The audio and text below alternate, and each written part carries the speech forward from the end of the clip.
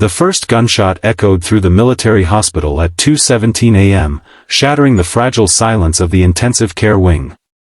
The fluorescent lights flickered. A tray of surgical tools crashed to the floor. Marines who had survived war zones overseas froze in confusion inside a place they thought was the safest building on base.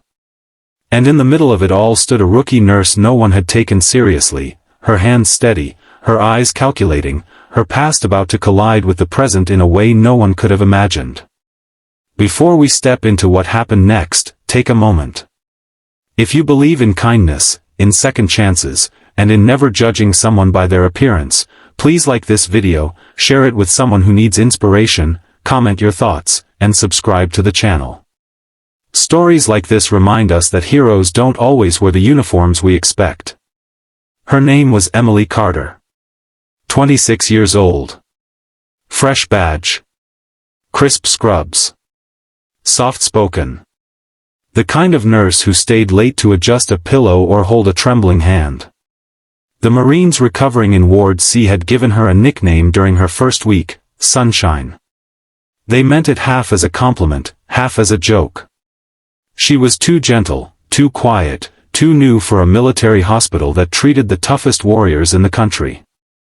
The hospital sat near the coast, attached to one of the largest Marine bases in the region. It treated combat injuries, training accidents, and sometimes the invisible wounds no X-ray could detect. Emily had requested this posting specifically. Most rookie nurses preferred civilian hospitals where the pace was predictable. She had chosen this place, a place where pain was raw and bravery wore bandages. The Marines didn't know much about her. They knew she ran 5 miles every morning before sunrise. They knew she never flinched at the sight of blood. They knew her hands were unusually calloused for someone in healthcare. But they chalked that up to farm work or sports. No one asked questions. In the military world, privacy was a kind of respect. What they didn't know was that Emily had once worn a different uniform. Years before nursing school, before the gentle smiles and reassuring words, she had endured one of the most grueling training pipelines on Earth. She had passed tests designed to break bodies and minds. She had earned a trident pin that very few ever touched. She had served quietly as a Navy SEAL medic, embedded in operations that would never make headlines. An injury had ended her operational career. A spinal fracture during a nighttime insertion. Months of rehabilitation. Doctors telling her she would never return to active field duty. For someone who had defined herself by resilience, that verdict felt like exile. Nursing became her second battlefield, a way to keep serving, to keep protecting. But she never told anyone. Not the administrators. Not her fellow nurses. Not the Marines who teased her about being too nice for military medicine. Her service record was sealed behind layers of classification and modesty. On that night, Ward C was full. 3 Marines were recovering from a training explosion accident. One had lost part of his hearing. Another had burns along his arms. The third, Lance Corporal Mateo Ruiz, lay unconscious after shrapnel had punctured his lung. Emily had been checking his vitals when the first gunshot rang out from the hospital lobby. At first, everyone assumed it was a training drill gone wrong. But drills came with alarms, with announcements. This was different. There was shouting. A second shot. Then screaming. The overhead lights flickered again as the power cut briefly before emergency generators kicked in. The intercom crackled but remained silent. Nurses in the hallway froze. One of them dropped her clipboard. A corpsman rushed past, pale and wide-eyed, whispering that armed men had stormed the entrance. Armed men. Inside a military hospital. Emily's mind shifted instantly. Her breathing slowed instead of quickened. Years of conditioning resurfaced like muscle memory waking from sleep. She moved to the door and locked it, then began pulling beds toward the far wall. She instructed the conscious Marines to stay low, to remain silent. Her voice was calm but firm, different from the softness they were used to. The hospital security team would respond, she knew that. Base security would lock down the perimeter. But inside the building, in these first minutes, chaos ruled.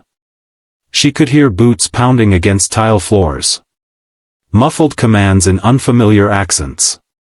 The attackers were organized. One of the younger nurses began to cry quietly. Emily placed a steady hand on her shoulder, her eyes scanning the room as if measuring angles and exits. The layout of the ward mapped itself in her mind. Windows. Stairwells. Medical supply closets. She remembered emergency protocols, but she also remembered something more tactical, how to defend a space with limited resources. A third gunshot exploded closer this time. A door down the hall splintered. Emily's gaze hardened. She knew something the others didn't. Hospitals were soft targets, chosen not for strategic gain but for psychological impact. Whoever these men were, they were not here by accident. She made a decision that would later leave the Marine speechless. She told the other nurse to barricade the door further and stay with the patients. Then she slipped into the supply closet and emerged moments later not with fear, but with purpose. She accessed a secured emergency cabinet, one typically reserved for catastrophic threats. The code she entered was not from a nurse's handbook. It was from memory, embedded years ago in a different life. Inside was a compact firearm designated for on-site military security personnel in extreme emergencies. Her hands handled it not like a novice, but like someone reacquainted with an old responsibility. In the hallway outside, footsteps approached Ward C. Emily stepped out, closing the door quietly behind her. She positioned herself at the corner of the corridor. The fluorescent lights buzzed overhead, casting long shadows against sterile white walls. She could hear two men speaking in low tones, their boots scraping against tile as they moved room to room. Her heart did not race. It steadied. The first attacker rounded the corner and froze. He had expected nurses cowering, not a woman standing with trained posture and unwavering aim. There was no hesitation in her movements. One controlled command. One precise shot that disarmed without killing. The second man lunged forward in shock, but she was faster, using the wall as cover, neutralizing the threat with efficiency that spoke of years beyond her apparent experience. Down the hall, more chaos erupted as base security finally breached the hospital entrance. Shouts in English now. Orders. Return fire. Emily moved strategically, guiding trapped staff into locked rooms, signaling security forces with hand gestures too fluid to belong to a rookie nurse. When two Marines from Ward C ignored instructions and tried to stand, she physically pushed them back with strength that startled them. Within minutes that felt like hours, the attackers were subdued. 3 captured. 1 injured. No patients killed. 2 staff members wounded but stable. When military police flooded the corridor, weapons raised, they found Emily kneeling beside one of the attackers, applying pressure to stop his bleeding. The same hands that had just defended the ward were now saving a life, even the life of someone who had tried to destroy others. One of the responding officers recognized something in her stance, in the way she cleared her weapon before setting it down. He looked closer at her ID badge, then at her face. His expression shifted from confusion to disbelief. Word spread quickly after that. By sunrise, the Marines in Ward C had heard whispers. The quiet nurse who adjusted blankets and brought extra pudding cups had once been part of an elite unit most only read about. She had left that world without medals pinned publicly to her chest, without recognition. She had chosen to heal instead of to fight, until fighting became the only way to protect the helpless. When Lance Corporal Ruiz regained consciousness later that afternoon, he learned that the nurse who had checked his vitals hours earlier had also stood between him and armed men. He stared at her as she adjusted his oxygen mask, seeing her differently now, not as sunshine, but as something deeper. A guardian. Emily never bragged. When Base Command offered to formally acknowledge her prior service, she requested discretion. She insisted that the real heroes were the security forces who responded, the surgeons who worked through the night, the nurses who overcame their fear. But something had changed in the hospital. The teasing stopped. The assumptions vanished. The Marines began greeting her not with jokes but with quiet respect. Some asked about resilience. Others about purpose after loss.